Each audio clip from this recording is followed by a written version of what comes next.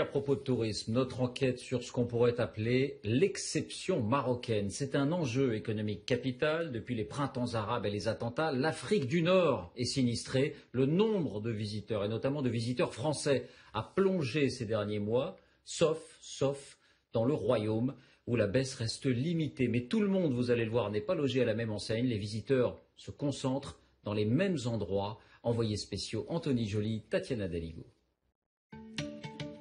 C'est la première station balnéaire du Maroc.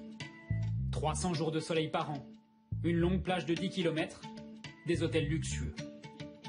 Agadir est devenue en 10 ans l'une des destinations préférées des touristes français.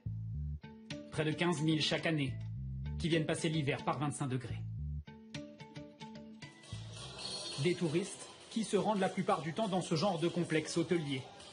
Ici, pour 60 € par jour et par personne, tout est inclus. La nuit d'hôtel, les repas, mais aussi les activités. Piscine, ping-pong, cours de fitness. En cette période de fête, l'établissement 4 étoiles affiche un taux de remplissage de 70%, le même que l'année dernière. Une formule tout inclus qui séduit une importante clientèle d'habitués, comme cette retraitée. On est là depuis hier, le soleil est là, tout est là, on est ravis. Daniel Sultan vient chaque hiver depuis 8 ans. Mais au moment de réserver cette année, les attentats de novembre l'ont fait douter. C'est vrai que ça, on a été interrogé quand même, je ne vous dis pas non. Mais moi, j'ai tellement la foi dans tout, et la foi de la sécurité. Parce que là, on la regarde, la sécurité, elle est très forte au Maroc. Le lendemain des attentats, effectivement, les gens ne pensaient pas trop venir, ne pensaient pas aux vacances, c'était pas le moment de penser. Mais je pense qu'à partir d'un certain moment, la vie doit continuer, la vie reprend. Et on a eu un petit peu, je vais dire, un petit début décembre difficile. Mais depuis, effectivement, les gens ont repris. Et pour rassurer encore davantage les clients, le propriétaire de l'hôtel a mis en place la semaine dernière tout un dispositif de sécurité. Vérification sous les voitures, contrôle des coffres, caméras de vidéosurveillance et même un portique de sécurité. Tous les accès de l'hôtel, on a installé des portiques de sécurité avec des agents de sécurité pour assurer la clientèle. Et visiblement, cela fonctionne. C'est très rassurant. On est très protégés. En se promenant, il y a de la police, il y a les policiers qui sont là. Une présence permanente pour assurer la sécurité des 250 clients de l'hôtel. Si les grands complexes hôteliers arrivent à sortir la tête de l'eau pendant cette période de fête, ils ont quand même perdu près de 350 000 nuits par rapport à l'année 2014 et de l'avis de tous, il faudra plusieurs mois, voire plusieurs années avant que la situation revienne à la normale. En dehors de ces complexes très protégés, la situation est encore plus critique.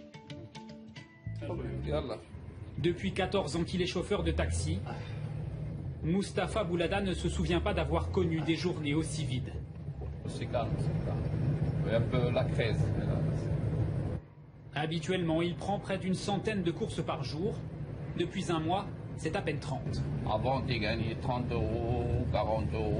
Maintenant, tu gagnes 10 € c'est hier. On attend. Inch'Allah. Les Français ont commencé à déserter après les attentats de novembre. C'est le paradoxe du Maroc. Le pays n'a plus connu d'attaque sur son sol depuis 4 ans. Mais à chaque attentat, à Paris ou à Tunis, les petits commerces en pâtissent. Dans ce restaurant, personne ou presque. Ce Français est le seul client. D'habitude, il y a beaucoup plus de monde par rapport aux années précédentes où j'étais, mais là, je vois qu'il y a c'est vraiment vide. Les employés qui sont dans le restaurant, aussi ceux dans les hôtels, ils sont un petit peu plus frustrés. On dirait qu'ils sont un petit peu tristes. Frustrés, tristes et surtout inquiets. Car depuis un mois, le restaurant de Mounir à Ed Boukdir tourne au ralenti. Aujourd'hui, par exemple, peut-être c'est 2 ou 3 couverts, même pas. D'habitude 15 jusqu'à 20 couverts à midi. Si ça reste comme ça, on risque de fermer. Ça durait comme ça 2-3 mois, on ne peut pas. Résultat, pour attirer des clients, le restaurateur a complètement changé sa carte du réveillon du 31. C'est des petits plats à la portée de tout le monde, quelque chose qui n'est pas cher.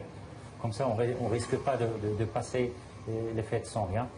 C'est que vous avez baissé vos tarifs? On a baissé les tarifs le maximum possible. Une entrée à 8 €, un plat de résistance à 14. Une stratégie pour reconquérir les touristes français. Ils étaient 3,5 millions l'année dernière à visiter le Maroc.